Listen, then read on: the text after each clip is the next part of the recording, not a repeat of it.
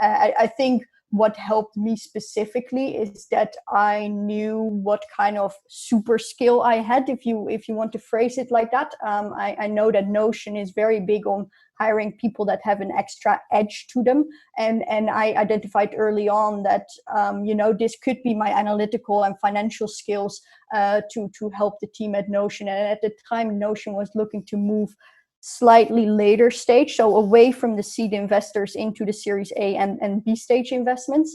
And so I made sure that when I had to do a presentation on a company, I went in on the numbers, even though I didn't have like the numbers by hand myself. I just scouted the web. I made some rough estimations, and I showed clearly like an affinity for numbers. I think the second thing that I specifically was complimented on is that I looked very closely at the investments that the fund had already done, and then was able on the back of that to provide some recommendations for new investments. And the trick that I used there was, I knew that Notion was looking for Series A investments, so I went to all the seed kind of portfolio, the portfolio of seed stage VC funds, and I looked at their companies and basically picked out the ones I liked most, and thought they would fit great with the Notion strategy, and then offered them kind of to Notion in a verbal manner,